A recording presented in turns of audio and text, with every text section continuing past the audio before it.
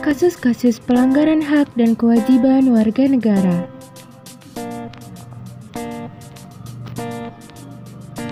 Apa itu HAM, hak warga negara dan kewajiban warga negara?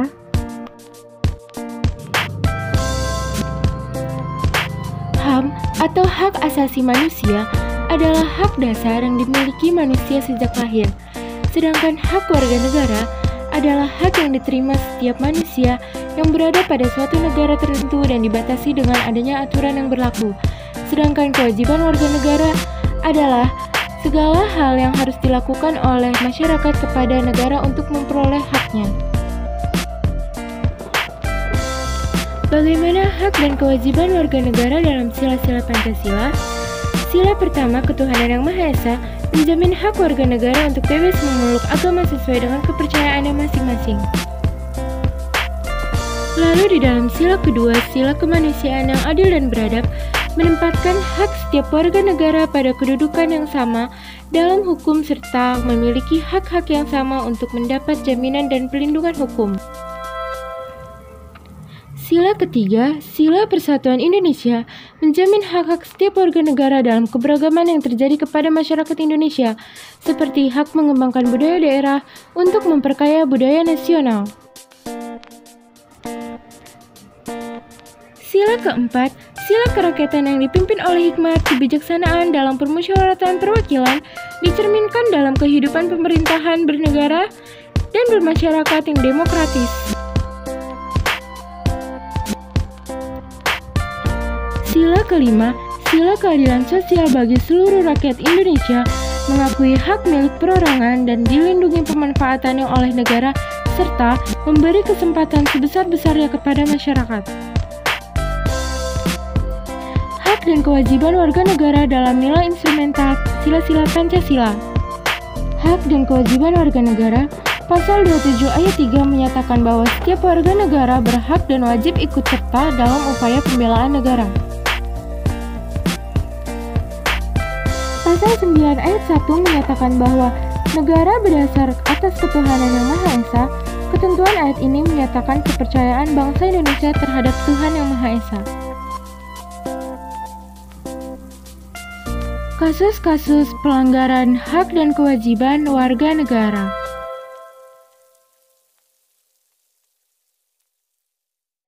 Berikut salah satu kasus korupsi yang terbesar di Indonesia yang baru saja terkuak, yaitu adalah kasus korupsi asuransi Jiwasraya.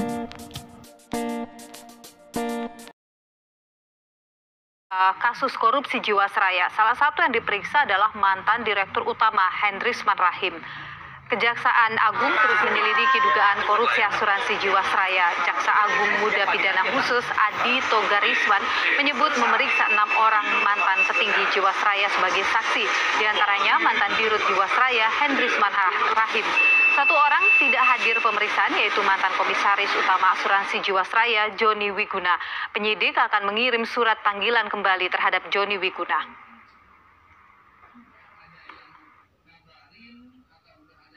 Tadi saya sampaikan juga, ada dari yang kita panggil, ada satu orang yang tidak datang. Pak Joni Wiguna, ya, mantan Komisaris Utama Asuransi Jiwasraya. Alasannya apa, Bu? Saya belum dapat informasi dari tim kenapa dia datang. DPR akan membahas rencana pembentukan panitia khusus untuk menyelidiki kasus yang terjadi pada PT Jiwasraya. Sejumlah anggota DPR menilai pembentukan pansus ini langkah yang tepat bagi DPR untuk mengawasi penanganan kasus Jiwasraya. Proses pembentukan pansus ini akan dibahas dalam rapat pimpinan dan badan musyawarah untuk mengakomodasi suara fraksi-fraksi terkait usulan pembentukan pansus. Dari DPR untuk melakukan kerja-kerja pengawasan. Tidak usah juga, saya kira kami yang di P3 juga termasuk alergi terhadap pansus itu. Tetapi juga dari awal harus kita ingatkan juga bahwa tentu kalau nantinya kita sepakati ada pansus, ini bukan tujuan politis, ini tujuan untuk membantu mengawal penegakan hukum dalam kasus Jiwasraya Jiwasraya yang saat ini ditangani oleh Kejaksaan Agung itu benar-benar on the track menurut hukumnya. Nah, menurut hukumnya itu ya tentu berdasarkan analisis hukum dan bukti-bukti dan fakta-fakta yang ditemukan. Investigasi Badan Pemeriksa Keuangan BPK terhadap asuransi Jiwasraya semakin menguak kejelekan Jiwasraya termasuk adanya kong kali kong di dalamnya. BPK menegaskan ada 16 temuan terkait pengelolaan bisnis, investasi, dan pendapatan asuransi Jiwasraya. Salah satunya investasi yang dilakukan Jiwasraya pada tahun 2014 hingga 2015 yang dilakukan tanpa kajian. Investasi pada saham Trio, Sugi, dan LCGP tahun 2014 dan 2015 tidak didukung oleh kajian usulan penempatan saham yang memadai.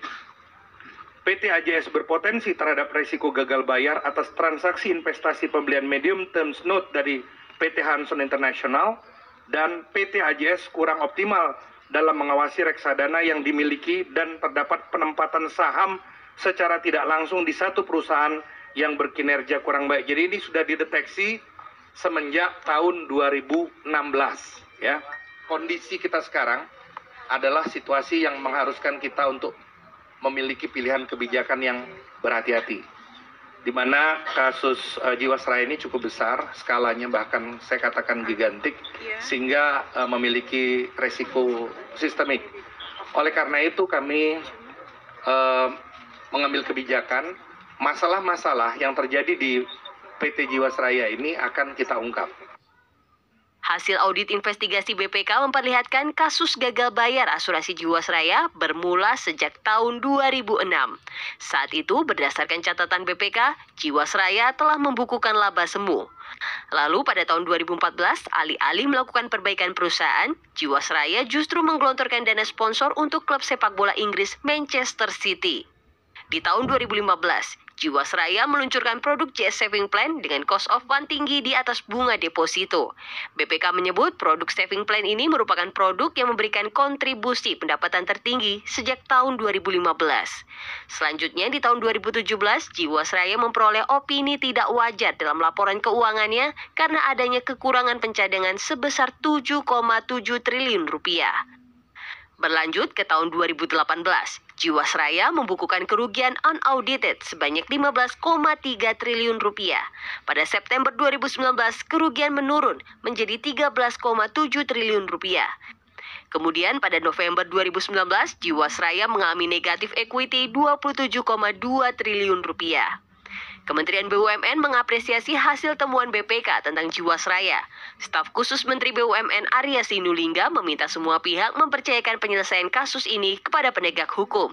Sementara secara bisnis, pihak Kementerian BUMN akan melakukan langkah perbaikan dan penyelamatan perusahaan Jiwasraya. Sekarang kita serahkan itu kepada kejaksaan. Hasil dari investigasinya BPK itu bisa dipegangkan kejaksaan untuk bisa dipakai sebagai alat untuk bukti baru untuk kerugian negara atau apapun namanya itu, kerugian nasabah, sehingga bisa ditindaklanjuti oleh teman-teman BPK. Dan kita harapkan teman-teman kejaksaan juga bisa bekerja dengan cepat dan kita hargai.